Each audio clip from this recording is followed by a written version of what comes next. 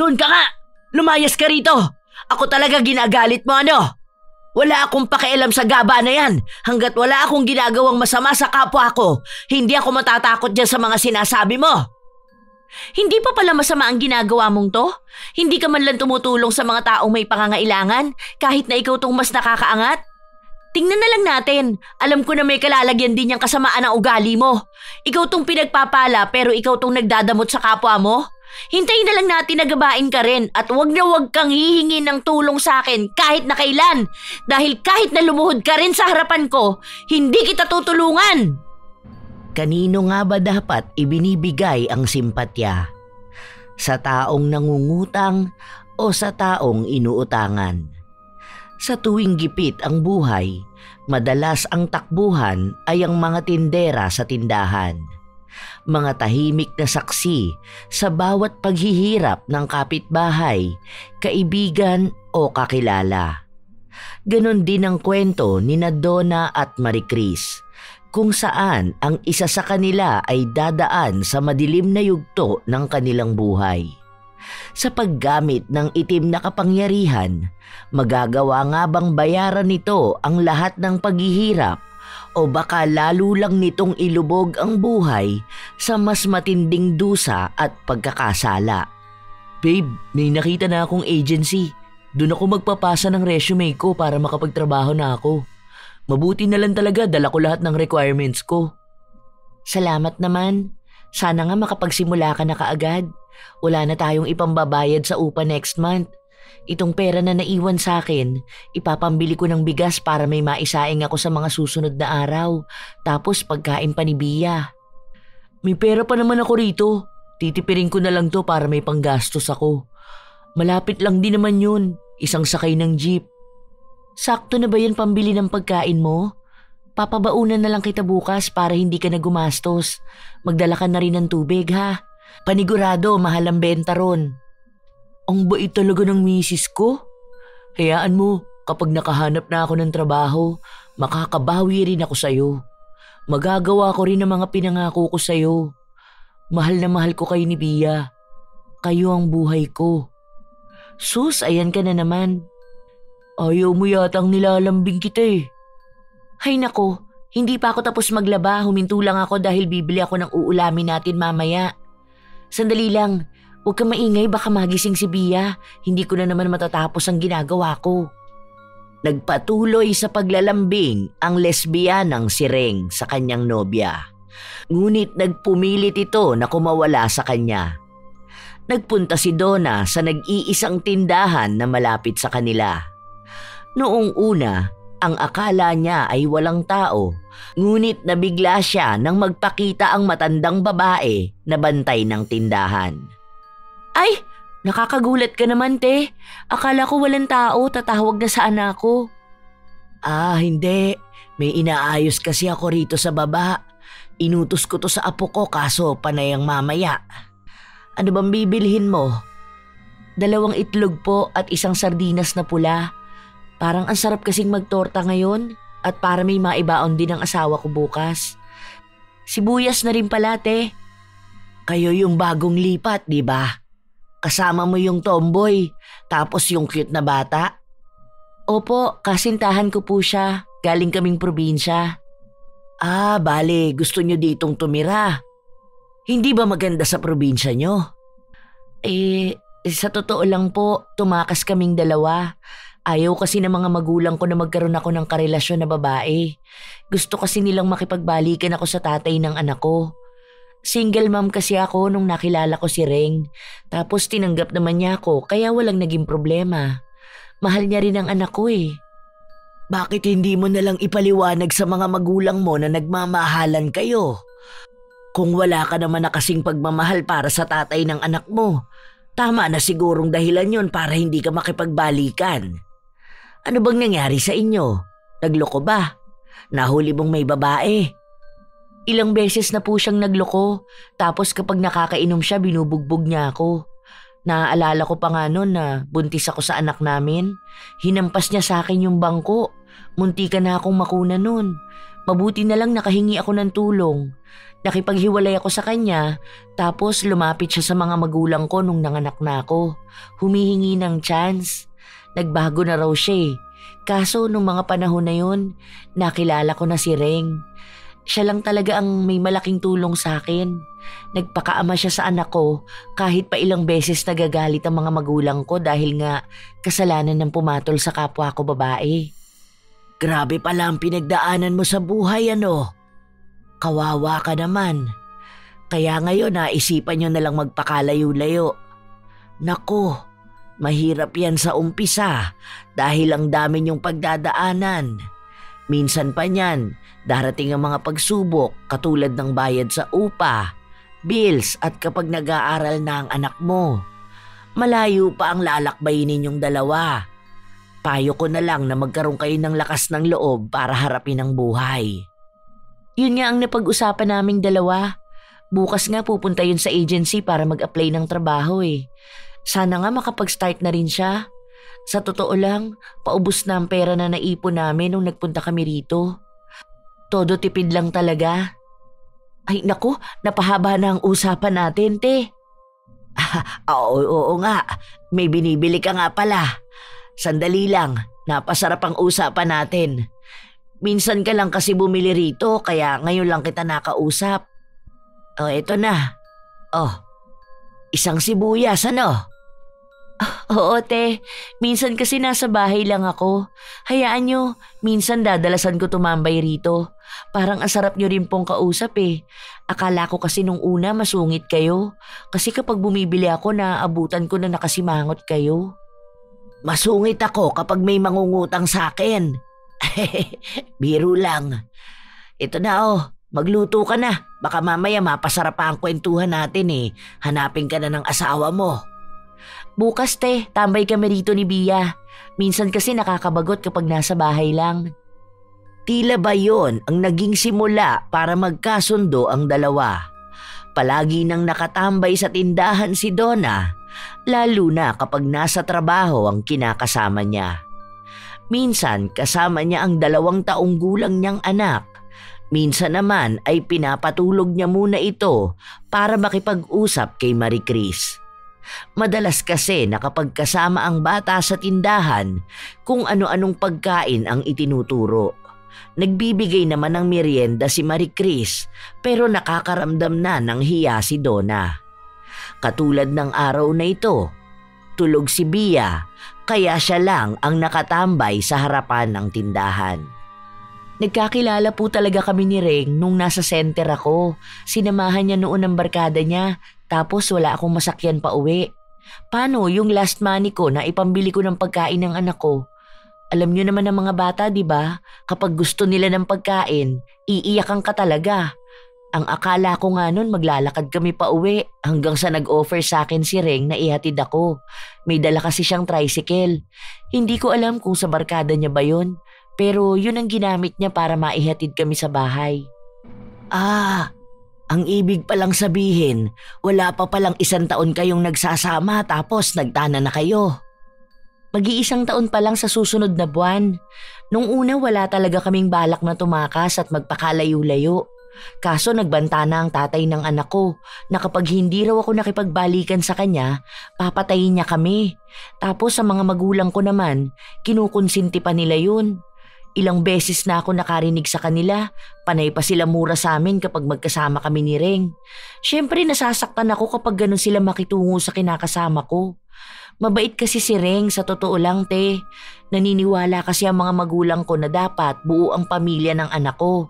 Dahil sa huli raw, si Bia ang mahihirapan kapag walang tatay. Sa kakasalanan ng makipagrelasyon sa kapwa babae. Alam mo, sa totoo lang, naaawa ako sa'yo. Yung bunso ko kasing anak, ganyan din sa'yo. Naanakan siya ng dati niyang nobyo. Kaso lang naghiwalay sila dahil nagloko yung lalaki. Tapos ngayon ang kasama niya, ganyan din kay Reng. Mabait na bata naman yun. Mapagmahal din at maalaga. Kaya walang problema sa akin. Hanggat tanggap at mahal niya ang anak at apo ko, tanggap namin siya. Hanggang ngayon sila pa rin ang nagsasama. Yun nga rin po ang gusto ko marinig sa mga magulang ko. Kaso mas iniisip nilang kahihiyan eh. Ewan ko po ba?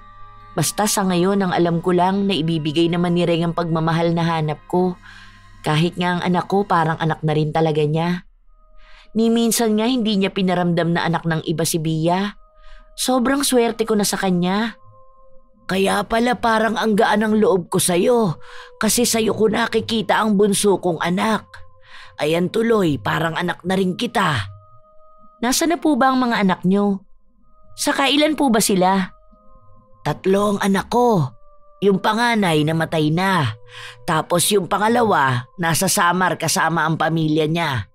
Yung bunso ko naman nasa Pasay. Bibihira lang yung nagpupunta rito. Ang madalas ko talagang kasama ay ang apo ko, yung anak ng panganay ko. Kaya po pala minsan nababagot kayo kasi wala kayong gaanong kausap. Ay oo, sinabi mo pa. Kasi itong apo ko iba ang gusto sa buhay. Alam mo naman ang mga kabataan ngayon, panay sa social media. Tinuturuan nga ako kaso sabi ko matanda na ako para dyan. Kaya dito na lang ako palagi nagbabantay sa tindahan.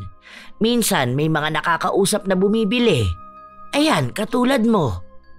Sa akin po kasi bagong kwento. Sa kanila kasi matagal mo nang narinig.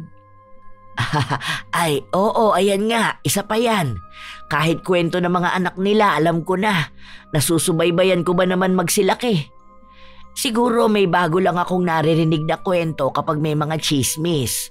Alam mo naman, minsan dito sa tindahan ko ang tambayan nila. Kapag buntis daw ang anak ni ganito, ako unang nakakaalam kasi naririnig ko sila. Ikaw po palang nakakaalam ng mga kwento-kwento rito sa atin, ano? Wala naman po bang chismis tungkol sa akin? Baka mamaya may mga naikukwento na po pala sila tungkol sa akin, lalo na yung mga kapitbahay namin. Wala naman akong naririnig. Bago ka pa lang naman dito hindi pa alam ng ibang tungkol sa'yo. Pero hayaan mo sila. Minsan kasi ang mga chismis na yan, gawa-gawa na lang nila. Sa tanda ko ba namang to, mabilis pa ba ako magpapapaniwala sa mga bagay-bagay? Oo, gusto kong may nakakausap para iwas na rin sa bagot. Pero kapag may mga siraan ng tao, ayoko ng ganyan. Malapit na palang gumabi, baka umuwi na si Reng. Sige te, uuwi na muna ako ha, para makapagluto na rin ako.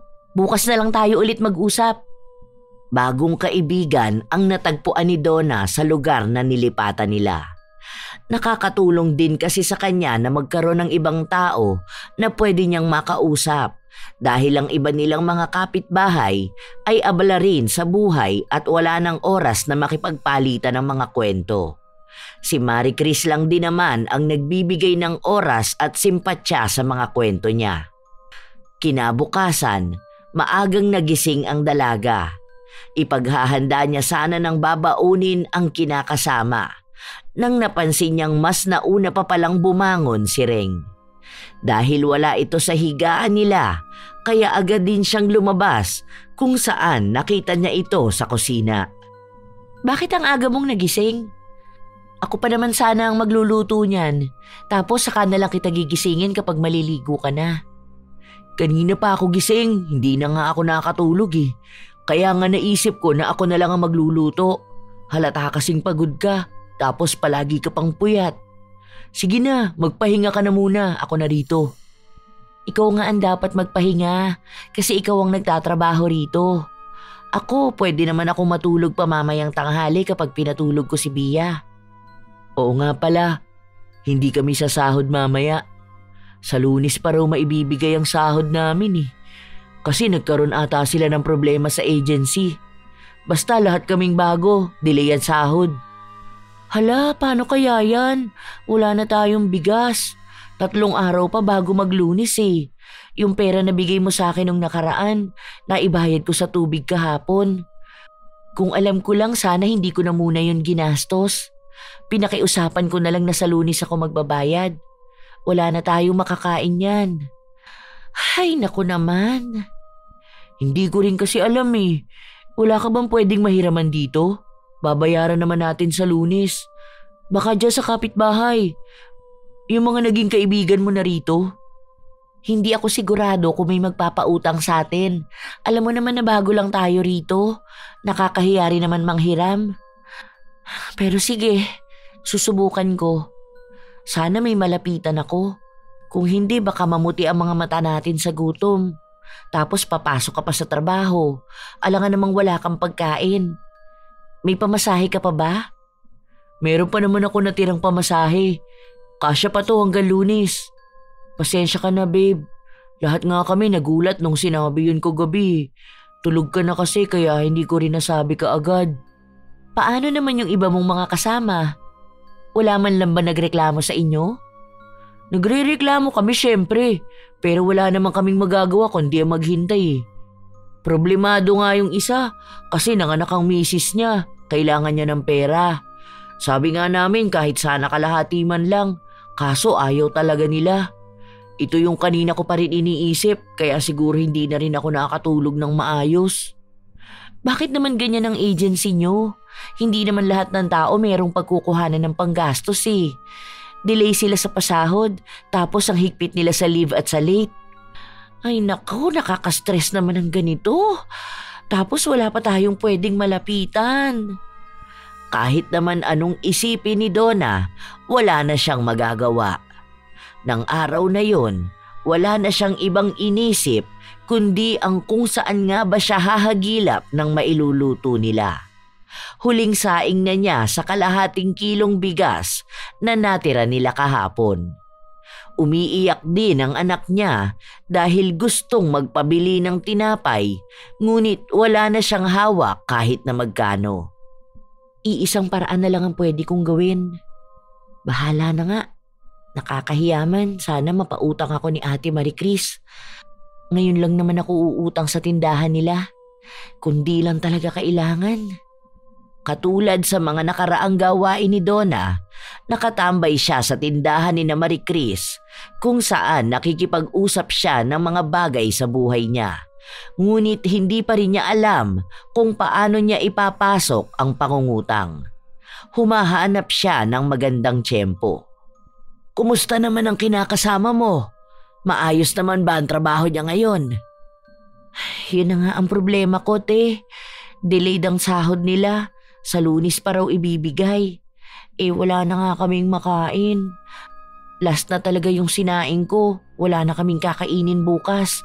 Wala na rin siyang maibabaon. Sa totoo lang, naiiyak na ako kakaisip kung saan ba ako pwedeng humagilap ng pera na magagamit namin. Tingnan mo, anong oras na, wala pa akong mailuluto. Mamaya lang uuwi na yun, pagod at gutom. Hala, bakit daw? Ang tagal naman yata ng sahod niya. Ilang araw pa ang kailangan mong itawid.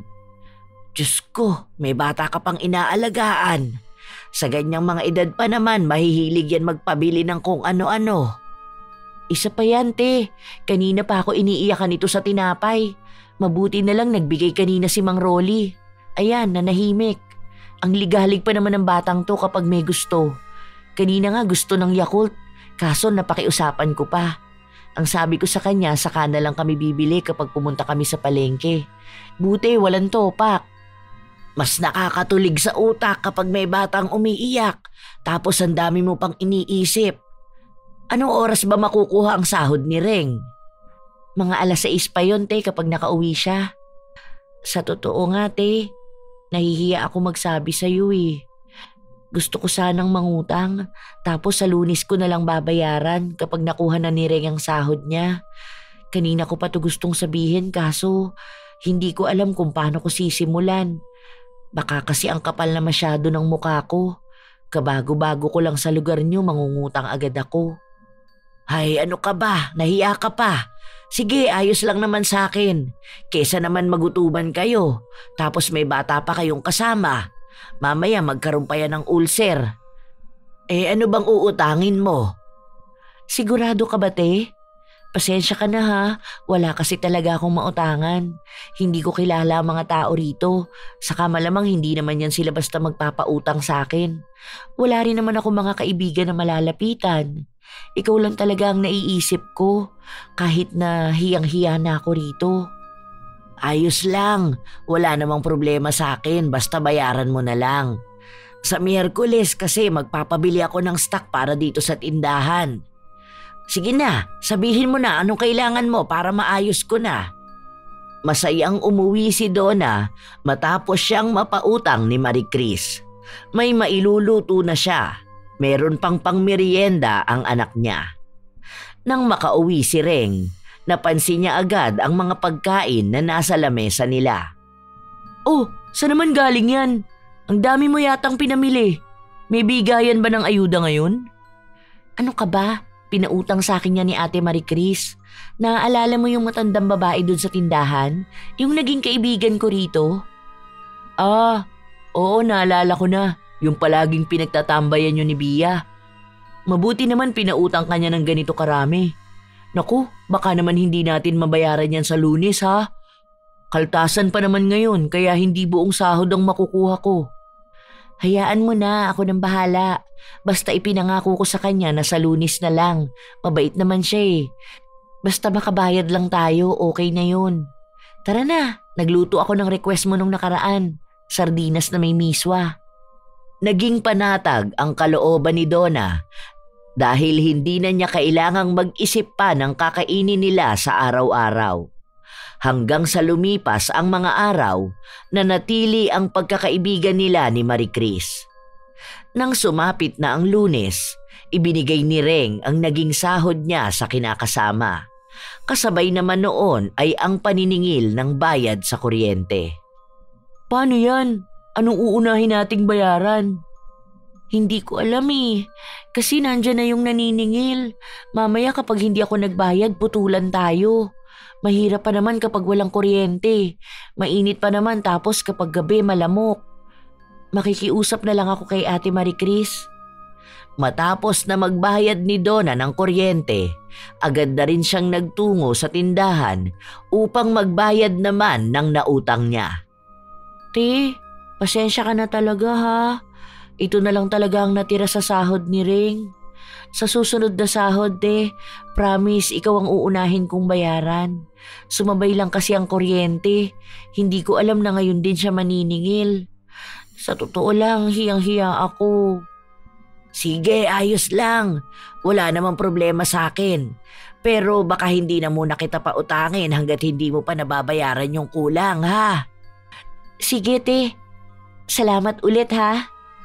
Noong una, ang akala ni Donna ay kaya niyang hindi makautang sa tindahan dahil may bigas pa naman sila sa bahay. Ngunit sa paglipas ng mga araw, nagiging mahirap na ang buhay para sa kanila.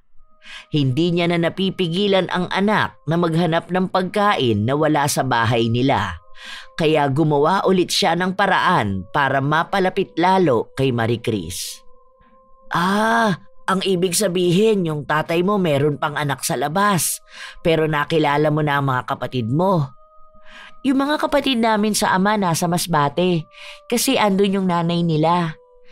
Isang beses lang namin sila nakita, kasi nung bumalik ang tatay ko sa amin, parang tinalikuran na rin niya ang pamilya niya.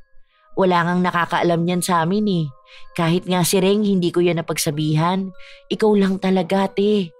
Nako, bigla tuloy ako napaisip kung may anak ba sa labas ang asawa ko. Wala kasi ako nakilala eh. Mamaya ganyan ang mangyari sa akin. Ang mga anak ko lang ang nakakaalam tapos pinilit itago sa akin dahil ayaw akong masaktan. Pero feeling ko naman alam na yun ng nanay ko. Ayaw niya lang sabihin. Baka naman sa'yo wala naman. Mukha namang naging loyal sa'yo ang asawa mo noon.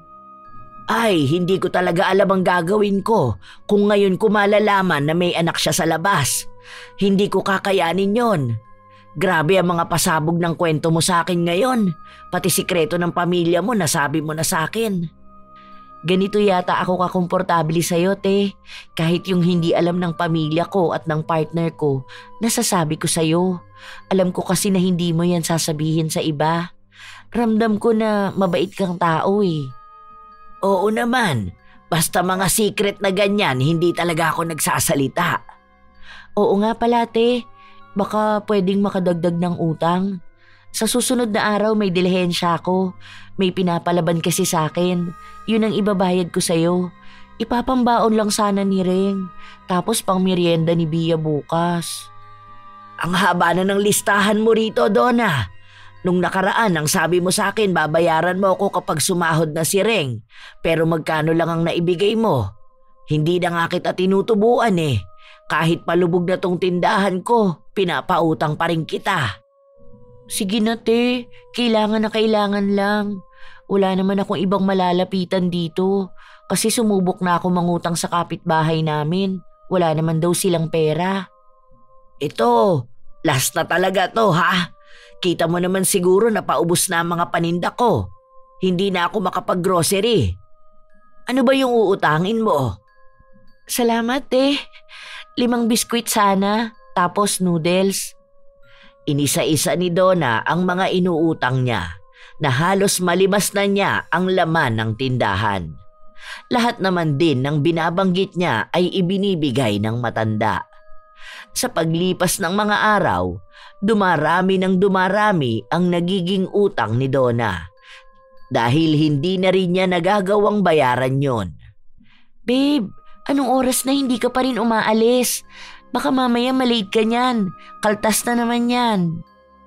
Natanggal na ako sa trabaho. Ha? Anong sabi mo?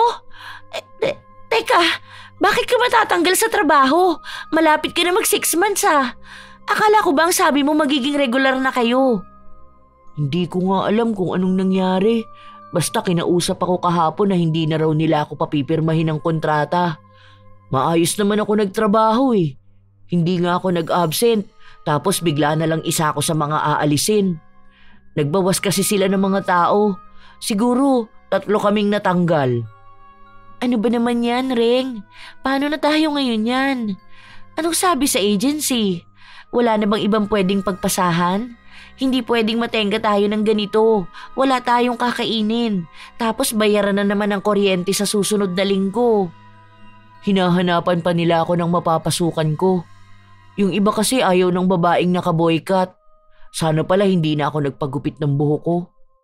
Grabe naman ang discrimination nila. Wala namang kinalaman yung buhok sa magiging trabaho mo eh. Naku naman. Diyos ko po, paano na kaya tayo nito? Sunod-sunod naman ang dating ng problema sa atin. Huwag ka mag-alala, makakahanap din ako ng trabaho next week. Tiis-tiis na lang muna tayo ngayon. Ano pa nga ba? Wala naman tayong magagawa eh. Iisip na lang din ako ng ibang paraan para makabayad ng bills. Ay, bahala na. Lumipas ang maghapon, walang ibang ginawa si Donna kundi ang magtanong sa mga kapitbahay nila kung meron ba sa kanilang nangangailangan ng labandera o di kaya ay tagalinis ng bahay nila. Ngunit lahat ng nakakausap niya ay tumanggi. 2 araw pa ang lumipas, wala pa ring nakukuhang balita si Donna tungkol sa paghahanap ng trabaho ng kinakasama niya. Bakit mainit ka, nak? Nilalagnat ka ba? Ay, Diyos ko po. Huwag ka namang magkasakit, anak. Tapos wala na palang bigas. Last na pala yung sinaing ni Reng. Hindi man lang sinabi sa akin. Aligaga si Donna sa mga nangyayari.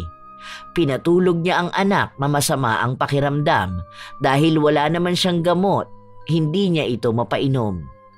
Hindi pa rin kumakain ang bata dahil ibang pagkain ang hinihingi ng anak niya.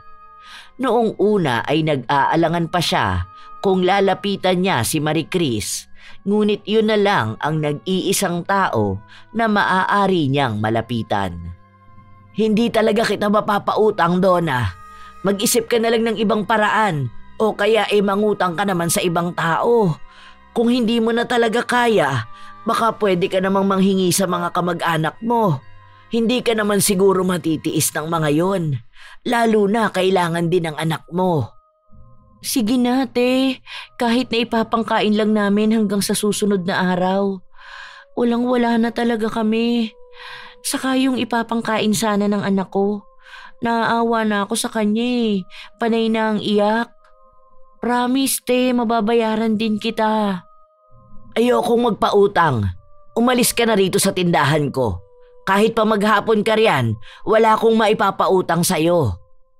Maawa ka na, te. Nakikiusap ako sa'yo ng maayos. Nagugutuman na kami. Wala na kaming ibang malapitan. Sige na, te. Kahit na 2 sardinas at 2 kilong bigas na lang. Kahit yun na lang. Kahit 1 butil ng bigas, hindi kita mapapautang. Huwag ka nang magpumilit dyan. At tumayo ka dyan. Nakakahiya sa mga nakakakita na lumuluhod ka pa sa tapat ng tindahan ko. Hindi maganda yung ginagawa mo sa negosyo. Umalis ka na rito. Huwag ka nang babalik sa tindahan ko kung wala kang ibang inatupag kundi ang umutang. Mangilang beses pang nagmakaawa si Donna. Ngunit katulad nga sa sinabi ni Marie Chris, hindi siya nagpautang. Bigo si Donna nang makauwi sa bahay nila. Habang naroon din si Reng na nagbabantay sa bata. Ang natitira nilang pagkain ay pinagkasya nila ng araw na yon. Nakadiskarte si Reng ng kaunting pera na pinambili nila ng gamot para kay Bia. Nang sumunod na araw, muling bumalik si Donna sa tindahan at nagbaka sakali na maawa sa kanya ang tindera, ngunit wala pa rin siyang napala. Hindi pa rin nawawala ang lagnat ni Bia. Ano na kayang gagawin natin? Tapos bukas kailangan ko pa ng pamasahe. May nakita akong pwede kong pagpasahan ng resume. Wala na talaga ako rito kahit na piso. Ang mahal pa magpa-print at photocopy. Wala tayong maisasaing ngayon. Kalahating takal na lang yung kanina. Kaya nilugaw ko na lang. Mabuti nga may nasaid pa akong asin eh. Doon sa sinasabi mong tindahan, hindi ka ba makakahiram doon ng cash? Hindi naman na yun nagpapautang. Hindi ko alam kung anong nangyari. Basta bigla na lang sumama ang ugali niya. Wala na kasi siguro akong maikwento sa kanya kaya gano'n na siya makitungo sa akin. Baka kasi wala lang siya sa mood nung nakausap mo. Subukan mo na lang. Magbabayad naman tayo kapag nakapasok na ako ng trabaho. Kailangan natin bumili ng gamot ni Bia dahil baka pag natigil yan sa pag-inom, tataas na naman ang lagnat niyan. Ang hirap pa naman pag bata ang nagkasakit. Mamaya susubukan ko. Nanghihina na rin ako sa gutom eh. Kaunting lugaw lang yung nakain ko kanina dahil napalakas ang kain ni Bia. Sige na, ako na muna magbabantay kay Bia. Pumunta ka na para alam ko kung makakapunta ako bukas. Kasi sayang naman yun eh. Direct hire na doon, hindi ko na kailangan dumaan sa agency. Tapos ang sabi sa akin, bibihira lang sila mag-hiring. Para bang pasan na nila ang lahat ng problema dahil sunod-sunod itong dumating sa kanila at wala man lang ni isang tao ang handang mag-abot ng kamay sa kanila. Sa isa pang pagkakataon, nagbabaka sakali si Donna na baka maaari na siyang mapagbigyan ni Marie Chris. Magkakaroon na ng trabaho si Reng pag nagkataon nun, te. Promise, sa unang sahod niya kahit na magkano pa yon, lahat talaga ibabayad ko sa'yo. Anong sinasabi mong magkakaroon na ng trabaho? Ang sabi mo kanina interview pa lang. Paano ka naman nakakasigurado na sa dami niyang makakasabay, siya ang pipiliin? Mahirap yung hinihiling mo, Donna. Hindi ko kayo mapapautang. Kahit ngayon lang, last na to. Ilang last na ba yung narinig ko mula sa'yo? Hindi ba ang sinabi ko sa'yo, huwag kang babalik sa tindahan ko kung mangungutang ka lang? Ganyan ka na ba kawalang puso, ha? Nakikiusap naman ako sa'yo ng maayos. Walang-wala lang talaga ako ngayon at kailangan ng pamilya ko. Hindi mo naman ikahihirap ang kakarampot na perang inuutang ko para nga magkaroon na ng trabaho ang kinakasama ko eh. Ay, wag mo akong pagsalitaan ng ganyan. Baka akala mo responsibilidad ko kayo. Bakit ka ba sa akin tumatakbo, ha? Ako lang ba ang kilala mo? Hindi mo kasi babaan yung pride mo para makiusap sa pamilya mo eh. Wala kang alam sa nangyayari sa pamilya ko. Nakikisuyo lang ako sa'yo, pero ang tigas ng puso mo. Ilang beses na akong lumuhod sa'yo, ilang beses na akong umiyak, pero parang bato yung puso mo para magkaroon man lang ng awa. Dahil wala nga akong maipauutang sa inyo. Paulit-ulit ko na lang ba dapat sabihin yan? Saka, ayusin mo yung pakikipag-usap sa akin, ha? Huwag mo akong pagtataasan ng boses. Ikaw na lang ang nakikiusap. Anong wala? Ang dami niyang nasa tindahan mo. Huwag ka masyadong gahaman. Baka isang araw lahat ng meron ka ngayon kulangin yan kapag bigla kang ginaba. Sasama ba naman ang ugali mong yan? Doon ka nga! Lumayas ka rito! Ako talaga ginagalit mo, ano? Wala akong pakialam sa gaba na yan. Hanggat wala akong ginagawang masama sa kapwa ko, hindi ako matatakot dyan sa mga sinasabi mo. Hindi pa pala masama ang ginagawa mong to? Hindi ka man lang tumutulong sa mga taong may pangangailangan kahit na ikaw tong mas nakakaangat? Tingnan na lang natin. Alam ko na may kalalagyan din yung kasamaan ng ugali mo. Ikaw tong pinagpapala pero ikaw tong nagdadamot sa kapwa mo? Hintayin na lang natin na gabain ka rin at wag na wag kang hihingi ng tulong sa akin kahit na kailan. Dahil kahit na lumuhod ka rin sa harapan ko, hindi kita tutulungan. Tila ba nabalot ng init ng galit ang buong paligid habang lumalabas ang mga salita na yon sa bibig ni Donna. Halos isumpa na rin niya si Marie Chris sa kung paano niya ito tingnan. Dahil sa nangyaring awayan nila, mas lalo siyang hindi nakalapit kay Marie Chris. Hindi nakahanap ng trabaho si Reng dahil wala silang naging perang panggastos. Sunod-sunod ang mga maniningil nila sa bahay at sumabay pa ang sakit ng anak niyang humuhupa lang kapag nakakainom ng gamot, ngunit hindi gumagaling. Ubus na ang gamot ni Bia. Ano nang gagawin natin ngayon? Kanina nasa lubong ko yung naniningil ng tubig. Tatanggalan na yata tayo. Buisit kasi ang si Marie Chris. Napakadamot. Kung sana pinautang niya ako noon, may trabaho ka na sana ngayon. Kaso wala eh. Anong ginawa niya? Nagmamayabang pa sa akin. Palibasa siya may pinagkakakitaan. Malakas naman ang tindahan niya. Baka naman kasi may mga naririnig siyang kwento sa ibang tao, kaya parang natakot na rin siya magpautang. Ano namang maririnig niya sa ibang tao? Wala naman akong ginagawang masama ah. Oo, may utang ako sa kanya, pero nangako naman ako na babayaran ko siya eh. Maghanap na lang tayo ng ibang paraan. Bakit kaya hindi mo kausapin ang ate mo? Ilang beses na siyang tumatawag sa'yo, kahit nahingian mo lang ng konting tulong. Kapag tungkol naman kay Bia, tutulong naman talaga sila sa atin eh. Ayoko! Sinabi ko na diba, na simula nung umalis tayo sa kanila, hindi ko na sila kakausapin kahit anong mangyari. Kaya naman natin to eh. Mabubuhay naman tayo ng walang tulong galing sa kanila. Baka kapag nalaman nilang ganito ang nangyayari kay Bia, sisihin nila ang desisyon na ginawa natin. Hindi naman yan ang ibig kong sabihin. Ang iniisip ko lang din naman ay ang kapakanan ng bata. Kawawa naman si Bia. Dapat nga puputulan tayo ng kuryente ngayon. Kaso nakiusap ako dahil nga may sakit ang bata. Buisit kasi ang si Marie Chris eh. Siguro masaya yan na nagkakaganito tayo. Akala ko noon mabait siya, tapos sinasabi niya pa na parang anak ang tingin niya sa akin. Ngayon alam ko na kung bakit mag-isa yan sa buhay, kasi nga masama ang ugali niya. Dati nagtataka ko bakit parang wala silang kaibigan. Lalabas din pala ang tunay niyang ugali. Huwag mong isisi sa ibang nangyayari sa atin. Mabuti nga napautang ka niya noon kahit na bago lang tayo rito. Hindi niya kasalanan kung bakit hindi ako nagkaroon ng trabaho. Wala naman kasi talaga tayong pera. Huwag mo na nga siyang ipagtanggol. Maraming pera yun. Magtatayo ba siya ng tindahan kung wala siyang pera? Hindi naman, di ba? Palagi pang puno ang tindahan niya. Nag-iipit lang yun ng pera kasi madamot siya. Ewan ko na lang sa mga susunod kung anong mangyayari sa kanya. Baka yung ginagawa niyang pag-ipit ng pera at pagiging madamot magpautang, magbubunga yun lahat. May maibabayad na siya, fully paid kapag ibuburol na siya. Kung ano-anong salita na lamang ang lumalabas sa bibig ni Donna. Sa tuwing naiisip niya ang kinalalagyan ng pamilya niya dahil sa kahirapan, hindi niya mapigilan ang sarili na sisihin si Marie Chris. Maaari daw magkaroon ng malaking pagbabago sa buhay nila kung nagpautang lang siya noong araw na kailangan ni Reng ng pera para makapag-apply sa trabaho. Lumipas ang ilan pang mga linggo. Tuluyang naputulan ng tubig at kuryente ang dalawa. Nakakadilihensya si Reng ng pagkain nila, ngunit kailangan nilang tipirin dahil pinambibili rin nila ng mga pangangailangan ni Bia. Isang araw, habang naglalakad si Donna, nasa lubong niya si Marie Chris na naglalakad papunta sa bahay nila. Oh, ano nangyayari sa'yo? Hindi ka na yata makalakad.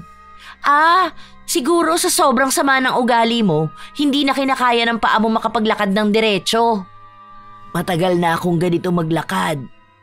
Nag-exercise lang ako dahil palagi akong nakaupo sa tindahan. Sus! May paawa pa dyan sa boses mo. Ikaw nga tong walang awa sa amin. Gulat ka, buhay pa kami? Kasi mahal kami ng Diyos, kaya nakakaya naman mag-survive araw-araw. Mabuti naman. May trabaho na ba si Reng? Siguro naman pwede na kayo magbayad ng utang nyo. Magsisimula pa lang siya ng trabaho, kaya sa susunod bababayaran na rin kita. Huwag ka mag-alala, hindi ka namin tatakbuhan kung yan man ang kinakatakot mo. Masyado ka sumasamba sa pera eh. Akala mo yata lahat dito sa mundo pera lang ang makapangyarihan. Hayaan mo, uunti-untiin ka naming bayaran. Mabuti naman makakabayad na kayo. Ilang buwan na yung utang nyo ah. Kung hindi pa kita nasa lubong at siningil, hindi mo pa maaalala. Grabe talaga no? Sukdulan na yung kasamaan mo. Bumabawi pa lang kami sa paghihirap. Kung maningil ka, akala mo naman kaparehas mo kaming humihiga sa salapi. Naku, masama na yan, Marie Chris. Matanda ka na. Sana naman nagbabago ka na. Isipin mo rin naman yung mga tao sa paligid mo na naghihirap. Masama yung ganyan. Hindi ba ang sabi nga, ang nagpapakataas ay ibinababa at ang nagpapakababa ay itinataas? Ingat ka, baka sa susunod mas malugmok ang buhay mo. Hindi na naghintay pa si Donna na magsalita si Marie Chris. Agad na rin siyang umalis. Makalipas ang 1 linggo, hindi na masyadong makalabas si Marie Chris dahil nahihirapan na rin siyang itapak ang paa niya. 5 taon na simula noong nagkaroon siya ng sakit sa paa. Ang sabi ng doktor ay dulot ito ng naipit na ugat. Apo, pakikuha nga muna ang gamot ko. Naku, ang sakit ng paa ko. Parang may kung anong tumutusok. Hindi naman ito ganito kahapon. Gusto niyo po bang tawagan ko si tita? Para sana madala ka na sa doktor. Hindi na, kaya ko na ito. Gamot lang naman ang kailangan dito eh. Pero ilang araw na po kayong hindi nakakalakad. Dati hindi naman po yan ganyan eh. Kahit na nahihirapan kayo, na itatapak nyo naman po yan. Hihilutin ko na lang po ang paa nyo. Baka kailangan lang niya ng masahe. Salamat, apo ko. Pasensya ka na ha. Naging dagdag pa ako sa pasanin mo rito. Ang bata-bata mo pa, nag-aalaga ka na ng tulad ko. Nangako naman po ako sa inyo noon na hindi ko po kayo iiwan. Hindi nyo rin naman po kasi ako pinababayaan eh. Kayo po ang nagpapaaral at nag-aalaga sa akin. Gusto nyo po ba na magpahinga na muna kayo? Isasarado ko po muna tong tindahan. Wag, dito lang ako magbabantay. Hindi tayo pwedeng magsara ng tindahan dahil baka wala tayong kitain ngayong araw. Bayaran ng bills next week, hindi pa kumpleto ang naiipon kong pera. Tapos malapit na ang pasukan nyo, wala ka pang gamit. Nakaupo lamang si Marie Chris habang nakakaramdam ng sakit sa paghilot ng kanyang apo. Nais niyang magpahinga pero mas iniisip niya ang mangyayari sa kanila kung hindi siya magbebenta. May iilang mga tao pang hindi bayad ang utang kaya hindi siya makabili ng mga bagong paninda.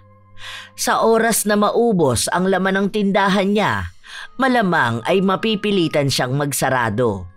Kapag nangyari yun, mawawala na rin ng sustento ang apo na pinapaaral niya. Hindi na kasi kaya ng ina ni Ivan na paaralin siya, kaya kinuha na lang siya ni Marie Chris.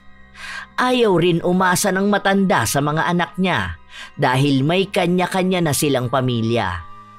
Ang nag-iisang kabuhayan na lang na inaasahan niya ay ang tindahang naitayo niya gamit ang huling pera na galing sa namayapa niyang asawa. Lumipas pa ang mga araw na natili ang sakit ni Marie Chris na dahilan upang hindi na talaga siya makatayo. Habang mag-isa si Marie Chris sa tindahan, nagpakita sa kanya si Donna. Ano? Magkano ba ang utang namin sa'yo? Pwede bang magbayad muna ako kahit nakalahati? Ito lang ang kinaya ng sahod ni Reng eh. Hindi ba ang sabi mo babayaran mo na ng buo? Hindi ko yan tatanggapin kung pautik-utik. Ilang buwan ang hinintay ko para dyan. Dapat nga panay ako tubo eh. Hindi ka kaya gabain sa ganyang ugali? Ito nga lang ang natira eh. May dapat pa nga akong bayaran pero inuna na lang kita dahil baka hindi ka makatulog, ako pa masisi mo. Baka kasi utang ko pa ang maging dahilan para bangungutin ka. Bakit maganyan ka? Noong ikaw ang nangungutang sa akin, ang bait-bait mo. Tapos ngayon, kung umasta ka, akala mo kung sino ka. Bayad naman yan sa inutang mo. Hindi ko yan hinihingi sa'yo.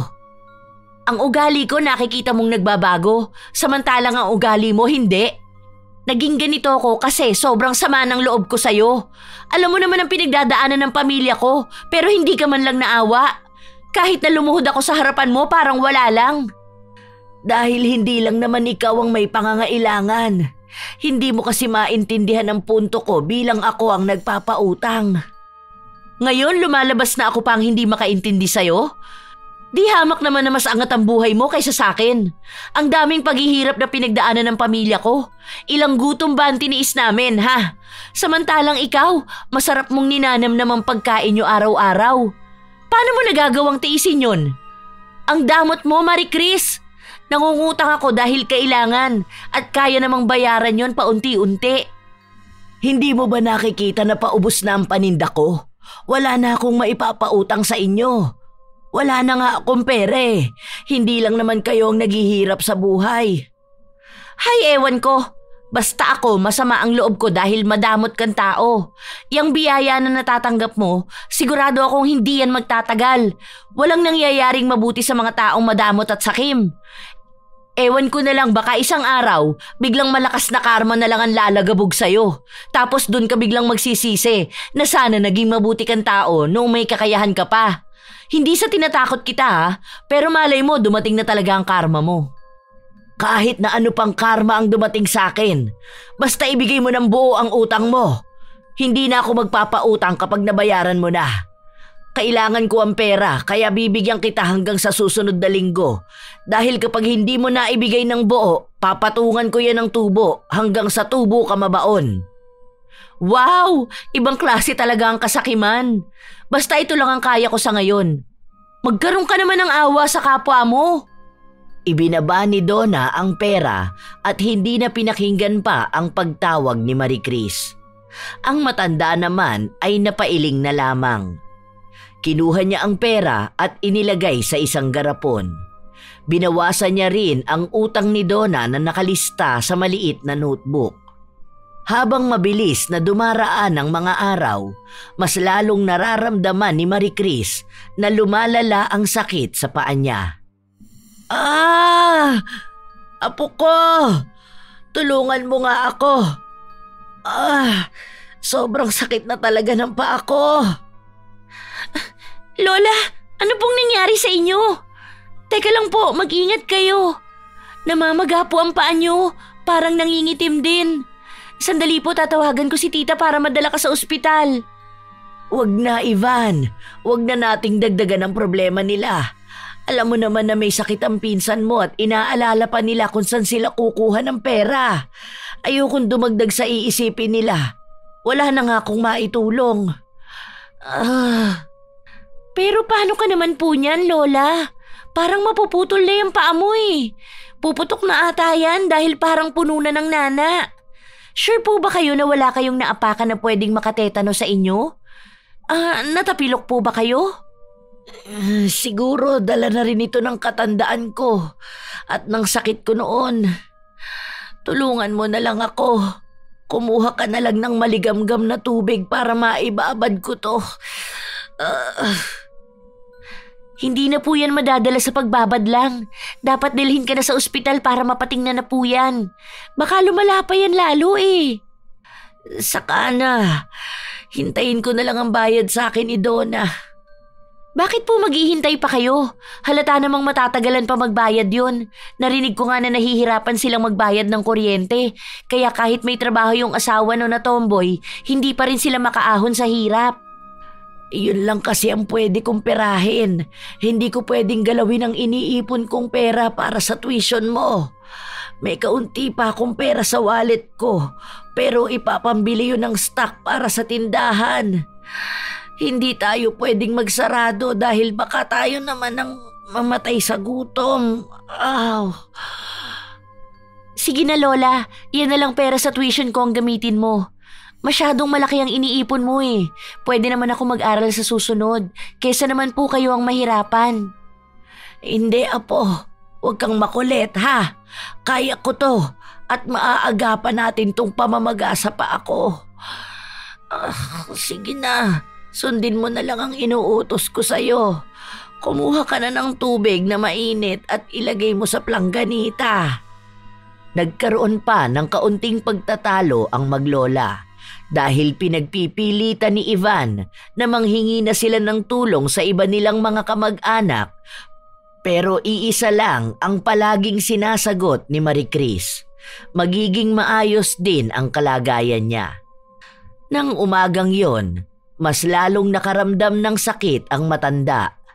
May kung anong tumutusok sa paa niya at naging mas itim pa ang kulay nito.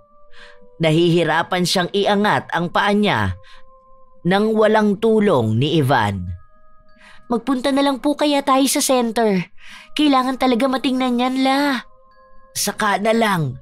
Magbukas ka na ng tindahan tapos tulungan mo kung tumayo. Magbabantay na lang ako ng tindahan kaysa mag-aksaya ng pera sa doktor. Hirap na po kayo eh. Naaawa na ako sa nangyayari sa inyo. Tapos wala kayong ibang iniintindi kundi ang tindahan nyo. Maawa rin naman po kayo sa sarili nyo, La. Ilang beses ko ba sasabihin sa'yo, apo, na kaya ko naman. Kapag wala tayong naging benta, tayo naman ang mahihirapan. Lalo ka na. Itong tindahan lang natin ang nag-iisang kabuhayan na meron tayo. Ito ang sumasalba sa atin sa gutom at sa kahirapan. Kapag napabayaan pa natin to, hindi ko na alam kung saan tayo pupulutin. Tulungan mo na lang ako kaysa panay ka reklamo dyan. Tapos mamaya panay naman utang lang ang gagawin ng mga tao. Kapag hindi mo pa pinautang, sila pang magagalit sa'yo. Lalo na po si Ate Donna, naiinis na ako sa kanya. Kung pwede ko lang sagutin yun eh. Huwag mo nang pakialaman pa ang problemang yon. Basta mag-aral kang mabuti ha. Ako na ang bahala sa'yo. Hanggat meron akong itinitinda, meron akong maipang susustento sa pag-aaral mo. Hayaan mo na ako. Kaya ko na ang sarili ko. Ikaw, bata ka pa. Marami ka pang pagdaraanan sa buhay. Magbukas ka na ng tindahan kaysa magdrama pa tayo rito. Kahit nakakaunti na lang ang natitirang laman sa tindahan ni Marie Chris, nais niya pa ring ilaban ang mga pangarap niya para sa kanyang apo. Nagpaalam si Ivan na aalis ng araw na yon dahil may aasikasuhin sa kanilang paaralan bago sila magsimulang pumasok sa susunod na linggo. Habang nakaupo ang matanda, pinapahiran niya ng ointment ang paa niya at marahan itong minamasahe. Napapapikit pa siya sa sakit kapag may nadadaanan siyang bukol. Dahil sa ginawa niya, hindi niya napansin na dumating si Donna. Bakit naman ganyan ang paa mo? Anong nangyari dyan? Ewan ko, baka namamagana dahil may ugat na namang naipit. Baka kamoy yan na yung karma mo. Balita ko, malapit nang magsara tong tindahan mo ah. May bagong bukas na tindahan dun sa kabila. Malakas ang bentahan dun dahil nagpapautang. Hindi naman ako nakikipagkumpetensya sa kanila. Kung may maipapautang sila, di mabuti. Oo, ikaw kasi masama ang ugali eh. Ano ba ang masamang ugali para sa'yo, Donna? Yun bang hindi ka pinapautang? Kailan pa naging masama ang tumanggi sa kapwa nila, lalo na kung walang-wala rin siya? Oo, masamang tumanggi sa kapwa mo kung kailangan na kailangan nila. Katulad na lang ng ginawa mo sa akin nun. Hindi ba may kakayahan ka naman na pautangin ako, pero mas pinili mo na wag akong pakinggan? Nagmamakaawa pa ako sa'yo, pero wala ka naging kibo. Yung mga taong katulad mo ang matatawag na masama. Alam mo, Donna, halatang bata ka pa. Malayo ang edad mo sa edad ko. Kaya ang mga napagdadaanan mo ngayon ay parte lang ng buhay na pinagdaanan ko noon. Sana Kapag nasa edad ka na katulad ko, maintindihan mo na hindi lahat ng taong hinihingian mo ng tulong ay kaya kang tulungan. Tandaan mo, sa mundong ito, hindi lahat ng tumatanggi sa pagtulong ay masama. Pare-pareho tayong may kwento. Lahat tayo may kanya-kanyang pinagdaraanan sa buhay. Kaya ang pagtanggi ng kapwa mo ay hindi palaging masama. Sus, pinapangaralan mo pa ako. Basta alam ko lang na masama ang ugali mo at kinakarma ka na ngayon. Kung sana tumulong ka lang sa amin nun, hindi sana kami nahihirapan bumawi ngayon.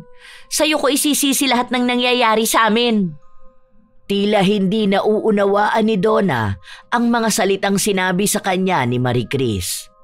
Masama ang loob niyang umalis ng tindahan dahil sa mga oras na ito ay marami pa ring problemang kinakaharap ang pamilya nila. Nawala na naman ng trabaho si Reng kaya hindi na naman niya alam kung saan ba sila maaaring lumapit dahil ang perang ibinigay sa kanya, ibinayad niya sa kuryente. Bakit nakasimangot ka na naman dyan? Sinong hindi sisimangot? Nakita ko kanina si Marie Chris. Ayun, namamaga ang paa niya. Pero parang hindi man lang siya nahihirapan sa buhay niya. Nakakainis yun ah. Bakit magalit na galit ka kay Ate Marie Chris? Wala namang malaking atraso sa'yo yung tao ah. Ikaw pa nga ang may kasalanan sa kanya eh. Akala mo ba hindi ko alam ang ginawa mo? Pinakulam mo siya. Ano ka ba naman, Donna? Kakaunti na nga lang ang pera na meron tayo. Ipinambayad mo pa sa mangkukulam. Siyempre, inis na inis ako sa matandang yun eh. Gaba na lang talaga sa kanya yun. Masama talaga ang loob ko kapag naaalala ko na hindi man lang siya tumulong sa atin nung panahon na nahihirapan tayo. Ano bang tingin mo sa kanya? Tingin mo ba obligasyon niya tayo? Donna, mag-isip ka ngang mabuti. Ikaw ang gumagawa ng masama sa kapwa mo. Tayo ang pumili ng buhay na to. Labas na siya sa desisyon nating magsama kahit na hindi pa natin kaya. Hindi porkit may kapasidad ang isang tao na tulungan tayo, obligasyon na nilang tulungan tayo. May buhay siya na hindi mo alam. May pinagdaraanan din siya na hindi niya sinasabi sa'yo. Ngayon ba sa kanya ka na kumakampi? Sige, siya ang pakisamahan mo. Basta ako, galit ako sa kanya dahil hindi niya ako pinautang nung nagugutuman tayo. Nung sinabi ko sa kanya na magkakaroon ka ng trabaho, anong ginawa niya? Inipit niya yung pera na kaya naman niyang ipahiram sa akin. Sarado ang isipan ni Donna sa mga salitang sinasabi sa kanya ni Reng. Mangilang beses siyang kinausap ng kanyang kasintahan, ngunit hindi niya ito kinikibo. Ayaw niyang tumanggap ng katotohanan dahil ang gusto niya ay sa kanila lang palaging kakampi si Reng. Ilang araw pa ang lumipas, hindi pa rin nakakahanap ng trabaho si Reng. Kasabay din nun ay ang balitang nangyayari kay Marie Chris. Alam mo na ba ang kalagayan ngayon ni Ate Marie Chris? Yung paa niya sobrang lobo na. Ang balita nga baka puputulin na yun eh. May sakit daw talaga si Ate Marie Chris noon. Yun ang iniinda niya kaya pala dati iika-ika siyang maglakad. Ngayon alam na niya kung paano maghirap. Narinig ko na yan. Isasarado na nga ang tindahan niya eh. Yung ipinagmamalaki niyang tindahan, bulok naman. Katulad niya na nabubulok na rin. Tapos dinagdagan mo pa ang sakit niya. Hindi mo ba talaga ipapatanggal ang kulam na ginawa mo sa kanya? Makonsensya ka naman sana, babe. Hindi naman kasalanan ng tao na naghihirap tayo ngayon eh. Bakit ba mas naaawa ka sa kanya? Wala kang trabaho ngayon. Bayaran na naman ang upa sa bahay. Tayo kapag pinalayas dito, sa kalsada tayo pupulutin. Samantalang siya andun nakatira sa bahay na pag-aari niya. Malamang marami ang ipon. Gahaman ba naman sa mga tinda niya eh? Bumabawi lang ako. Bumabawi? Anong binabawi mo sa kanya? Ikaw nga itong may utang pa na hindi nababayaran. Makinig ka naman, babe. Bakit ba ayaw mong tanggapin na itong buhay natin? Tayo ang may hawak nito. Tayo ang nagdesisyon na umalis sa poder ng pamilya mo. Ang ibig sabihin, lahat ng nangyayari, tayo ang dapat managot. Saka ang taas ng pride mo eh. Ayaw mong humingi ng tulong sa mga kapatid mo. Tapos kapag naghihirap na, sa ibang taong walang kinalaman sa atin, dun mo isisisi lahat? Bakit ka ba nagagalit? Tayo ang magkakampi rito. Dapat ang mga sinasabi ko ang unahin mong intindihin. Kung sana tama ang ginawa mo. Kaso hindi eh. Hindi porket nakikita nating mas angat siya sa atin, yun na yung totoo. Alam mo bang nakausap ko ang apo niya? Naaawa na siya sa lola niya dahil ayaw magpagamot ni Ate Marie Chris dahil iniisip niya ang kapakanan ni Ivan na kapag ginamit niya ang pera na inipon niya, baka mawala na ng kinabukasan ng bata. Hindi mo alam yun, di ba? Kasi wala tayo sa sitwasyon nila. Ibang sitwasyon ang meron tayo. Isang sitwasyon na tayo ang pumili. Kaya wag mong isisi sa iba. Hindi ako naniniwala sa'yo. Masama ang ugali ng Marie Chris na yon. Kaya deserve niyang makulam hanggang sa mamatay siya. Sana lang wag bumalik sa atin ang kamalasan na ginagawa mong to. Pangungulam ang ginawa mo. Itim na kapangyarihan pa rin na nagmamanipula dyan. Isang ihip lang ng hangin, mabilis tayong babalikan yan.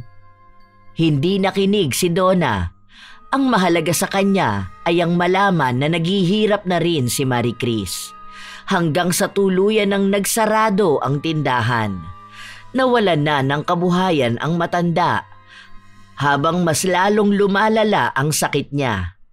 Lahat ng paghihirap na pinagdaraanan ni Marie Chris ay siya namang tuwa na nararamdaman ni Donna. May kasama na siyang tao na naghihirap at mukhang mas nakakaramdam pa ng dobling hirap sa anumang pinagdaraanan niya. Sinadya niya na puntahan sa bahay si Marie Chris, hindi para maawa, kundi para matuwa sa kalagayan nito. Grabe naman, ang laki na pala ng ipinayat mo. Pero palubo ng palubo yung paa mo. Kapag kaya tinusok natin yan ng karayom, sasabog kaya yan? Ate Donna, wag naman po kayong ganyan magsalita sa lola ko. Nakakainsulto po kayo ah. Sana hindi na lang kayo nagpunta rito kung ganyan kayo. Bakit? Hindi ba ako pwedeng magsaya na nakakakita ko ng taong kinakarma? Siguro ang dami na ring nagagalit sa lola mo. Ang damot kasi niyan eh. Hindi malapitan ng mga tao. Kaya ayan, maging siya hindi na rin makalapit sa iba. Mabait ang lola ko. Kapag kaya niyang tumulong, nagbibigay siya ng tulong. Masyado ka lang kasing palautang kaya kapag hindi ka napagbigyan, akala mo kalaban mo na ang lahat. Wala akong panahon makipagtalo sa bata. Basta ang alam ko, karma na yan ng lola mo. Hintayin mo na lang na mamatay siya dyan sa higaan niya dahil wala na rin naman siya maipagmamalaki eh. Mabubulok na siya katulad ng mga paninda niyang pinagmamalaki at ipinagdadamot niya. Hindi na nagpakita si Donna matapos ang araw na yon. Basta ang alam niya lang kada araw na lumilipas ay palala ng palala ang kalagayan ni Marie Chris. Hanggang isang araw, nabalitaan niya na dumating ang bunsong anak ni Marie Chris at may kasama itong albularyo at ginamot ito mula sa isang klase ng mababaw na kulam.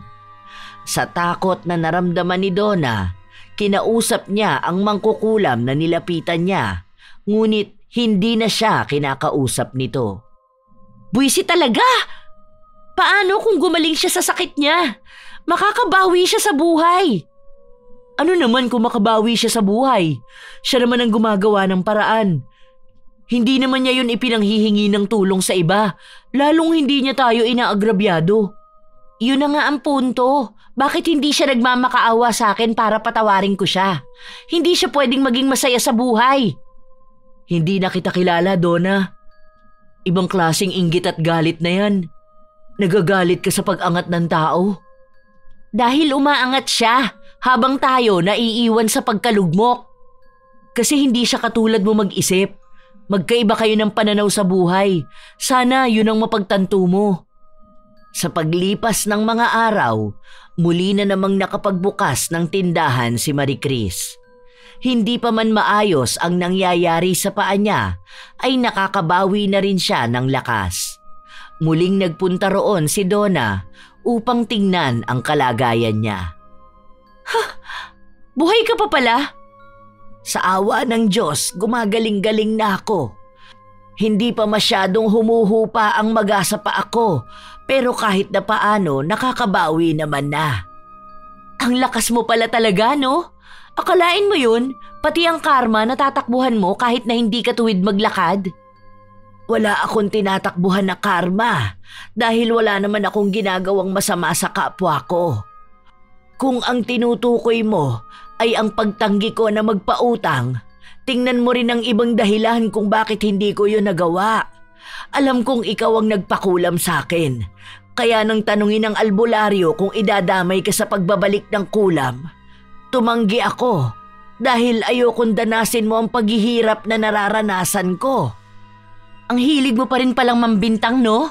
Sana pinabalik mo para makaganti ka naman. Sinabi ko na ang dahilan. May anak ka, Donna. Sana mas matuunan mo siya ng pansin at huwag ang galit mo sa akin. Hindi lang ikaw ang taong hindi ko pinautang, pero ikaw lang itong nagbaon ng labis na galit sa akin. Dahil nasira ang buhay ko dahil sa'yo. Nasira dahil sa akin. Dahil ba sa hindi kita pinautang kaya wala kayong makain ngayon, na wala kayong maipambayad sa upa, na hanggang ngayon hindi pa rin matanggap ng mga magulang mo si Reng. Huwag mo dinadamay ang mga magulang ko. Hindi ba dapat mas pagtuunan mo ng pansin ang sarili mo kesa kung magiging ganyan ka sa lahat ng mga taong hindi ka tinutulungan, hindi ka makakaahon Kung isisisi mo palagi sa ibang tao ang mga maling desisyon mo sa buhay, paano ka lalago? Kasi nga madamot ka. Naalala mo noong araw na nanghiram ka sa akin at hindi kita mabigyan. Yun ang araw na ibinigay ko sa anak ko ang lahat ng pera ko dahil kailangan operahan ng anak niya. Walang natira sa akin kahit na magkano. Ang nagiging dahilan lang para makaraos kami ng apo ko ay ang barya-baryang na ibebenta ko sa tindahan. Kaya kung iniisip mong sakim ako, pasensya ka na, pero inuuna ko lang din ang pamilya ko. Itong tindahan ko na lang tumutulong sa akin. Inaamin ko nang madamot ako sa pagpapautang dahil hindi naman ganong kadaling maibalik sa akin ang pera. May iba pang hindi talaga nagbabayad. Pasensya na kung itong tindahan na lang ang tanging kabuhayan na sumasalba sa amin dahil wala naman akong ibang taong malalapitan kapag ako naman ang nangangailangan. Hindi na nakapagsalita pa si Donna nang marinig niya ang mga sinabi ni Marie Chris. Tila ba nahimasmasan siya sa isang malaking sampal ng katotohanan sa kanya. Hindi lumuluha ang mga mata ni Marie Chris, ngunit ramdam sa mga salita niyang nasasaktan siya. Nang lumingon si Donna, nakita niya si Reng na mukhang narinig ang lahat ng usapan. Umalis sa tapat ng tindahan at umuwi ng bahay. Ilang sandali pa ay nakita niyang pumasok ang kasintahan. Ngayon ba naiintindihan mo na ang sinasabi ko? Hindi sa lahat ng oras masama ang mga taong tumatanggi na tumulong sa atin dahil minsan inuuna rin nilang tulungan ang sarili nila dahil wala rin namang ibang taong tutulong sa kanila. Kaya huwag sanang sumama ang loob mo kapag tumatanggi sila dahil dapat doon natin mas pinag-iigihan na humanap ng paraan para makasurvive. Hindi ibang tao ang dapat magsalba sa atin. Tayo mismo ang dapat magsalba sa pamilya natin. Walang naging tugon si Donna dahil unti-unti lang bumabalik sa kanya ang lahat ng mga nangyari. Tama nga ang mga sinabi sa kanya ni Reng. Nagbingi-bingihan lamang siya at nagpanggap na mas tama ang katwiran niya. Noong nagplano sila ni Reng na magpakalayo-layo, alam nilang wala silang sapat na pera. Tanging pagmamahal lang ang bitbit nila. Ang ibig sabihin lamang nun, dapat ay manindigan sila sa anumang hirap na pagdadaanan nila. Sadyang nagkaroon lang ng taong akala nila ay malalapitan nila palagi at si Marie Chris yun. Kaya naging masama ang loob ni Donna nang tanggihan na siya nitong tulungan. Hindi man lang niya iniisip na meron ding pinagdaraanan ang matanda. Sa paglipas ng mga araw, nakahanap na rin ng trabaho si Reng at maging si Donna ay may napapasukan din na trabaho isang beses sa isang linggo. Ang araw na wala namang pasok si Reng para may magbabantay sa anak niya. Oo nga pala babe, May extra pala ako rito kasi kanina may pinagawa sa amin tapos binayaran ka agad. Ito oh, bayad mo na muna yan kay Ate Marie Chris. Tapos bukas sahod ko, yun ang ipapambayad natin sa upa. Kapag nakuha mo na yung sahod mo, yun naman ang sa grocery. Salamat dito, babe. Sige, mamaya kapag natapos na ako magluto, magbabayad na ako. Ang tagal na kasi ng utang natin sa kanya eh. Nakakahiya naman na. At para sana magkausap na rin kayong dalawa. Humingi ka na ng tawad, lalo na doon sa nagawa mo sa kanya. Sinunod ni Donna ang sinabi ng kanyang kasintahan. Nang matapos siyang maghanda ng hapunan nila, agad na rin siyang nagpunta sa tindahan. Naabutan niya si Ivan na nag-aalis na ng mga harang na ang ibig sabihin ay magsasarado na sila.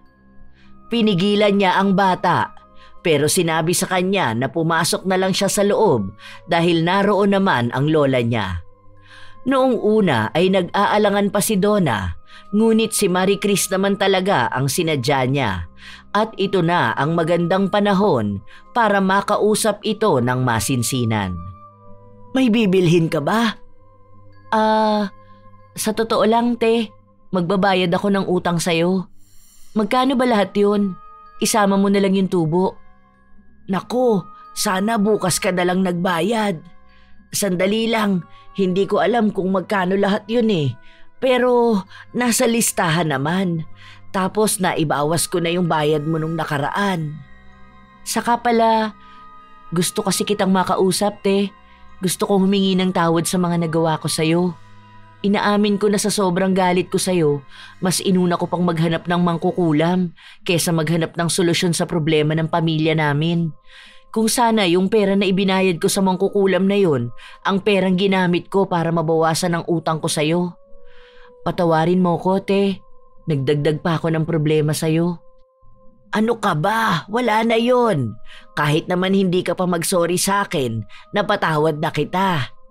Magaling naman na ang kulam, pero sadyang may sakit talaga ako sa paa. Pasensya ka na rin kung noong panahong kailangan mo ng tulong ko, hindi kita natulungan. Hindi mo na kailangang humingi ng tawad doon dahil nasabi mo na sa akin ang dahilan. Sa katama naman ng mga sinabi sa akin noon ni Reng na hindi naman ibang tao ang dapat managot kapag naghihirap kami. Hindi mo kasalanan na hindi mo ako napautang, pero kasalanan ko na makaramdam ng sama ng loob. Ni hindi ko man lang inalam kung may pinagdaraanan ka rin ba sa buhay. Hayaan na natin yung mga samaan ng loob na yan. Halika na nga, baka mamaya makalimutan mo na naman akong bayaran. Nagtawanan ang dalawa na para bang katulad kung paano sila tumawa noong mga panahon na hindi pa nababahira ng galit ang usapan nila. Sa paglipas ng mga araw, unti-unting bumabalik ang sigla sa pag-uusap nilang dalawa. Kapag may oras, tumatambay si Donna sa tindahan. Siya rin ang tumutulong kay Marie Chris sa sakit na nararamdaman nito sa paa niya. Para bang nakahanap ng panibagong anak si Marie Chris at nakahanap naman ng ina si Donna na tanggap siya. Hindi nawawala ang paghihirap sa buhay ni Reng at Donna, pero habang tumatagal naman ay nakakagawa na sila ng paraan kung paano nila ito haharapin ng magkasama. Hindi man sigurado kung hanggang kailan nila pipiliin na magtago malayo sa mga kamag-anak ni Donna, pero sa mga sandali na yon ay ang pamilyang binuo na lang muna nila ang kanilang pagtutuunan ng pansin. Katulad ni Donna, maraming tao na tanging tindahan ang nagiging takbuhan kapag may mga pangunahing pangangailangan, lalo na kung wala silang hawak na pera. Nagiging mitya ito upang sumama ang loob nila kapag hindi sila napagbibigyan. Ngunit katulad ni Marie Chris na isang tao na ang barya-baryang kinikita na lamang sa tindahan ang pangunahing pinanggagalingan ng pantustos sa buhay, kaya hirap din silang magpautang. Hindi maiwasan na sa kanila nagagalit at pinagmumukha silang sakim. Ngunit sa huli, lahat ng tao ay mayroong pagkakaiba. Ang nangungutang at nagpapautang ay may kanya-kanyang kwento ng buhay. Lahat ay mayroong mga problemang kinakaharap. Kaya kung magkataon mang nasa ilalim ka ng kahirapan at ang mga taong nilalapitan ay hindi ka matutulungan, huwag itong gawing dahilan para makabuo ng galit. Sa halip ay gawin itong inspirasyon para mas pag-igihan pang makaisip ng ibang paraan na tutulong sa iyo na marisolbahan ang problemang kinakaharap. Matutong tingnan ang ibang parte ng kwento at huwag hayaang galit ang maging dahilan upang makagawa palalo ng masama sa kapwa. Shout out sa masusugid na tagapakinig ng mga istorya ni Lola Telang. Felicidad Elegido, Jessica Ristigian, Arizona, USA. Panda Love 1137, Marisa Ancheta, Rosana Sambile, Aileen Barcial, Princess Aria de Peño, Candy Belila, David Romeo Madraga, Diana 013 ng Imus Cavite, Marita Lusong, Sami TV, Lourdes Ali, Rodelia Iliwiliw, Francisco Neng, Marlon Ortinez, Danilo Candido Jr., Angelina Ignacio, Trisha Garapan, Flordeliza Balugo, Maria Lee Nakagawa, Al San Jose ng Bacoor, Cavite, Amelie Manalang, Hadigia Matalam, Basanta Mila, Maylin Suela, Heli Borja ng Dasmariñas, Cavite, Wenya Roses Pepito, Leti Mendoza, Milagrosa Noriega, Alma Naong, Vivian Baterbonya, Dayan ng Australia, Siren Carmen, Meli K. Vlogs, Donita Rose Ursal, Mama Rochi at Ursal Family, Gerald Bandayril at Sofia Amorin, Joanne Co, Sonia S, Ive Brandares, Giselle Yare, RV Tiong, Vicky Yabut, at ang dalawa sa mga top commenters ng ating channel, si Cheryl Bronyosa at Marie the Lightworker. Ito ang inyong Lola Telang. Maraming salamat sa inyong pakikinig, mga apo.